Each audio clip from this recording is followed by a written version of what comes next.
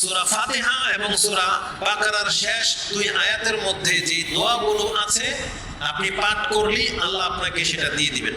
সূরা ফাতিহাতে তো আমরা পেলাম কি ইহদিনাস সিরাতাল মুস্তাকিম, তার মানে এটা যদি কেউ চায় আল্লাহ তাকে এটা দেওয়ার ঘোষণা করেছেন। আর সূরা বাকারার শেষ দুই আয়াতে কি আছে? তাতে কয়েকটা দোয়া আছে। তাতে আছে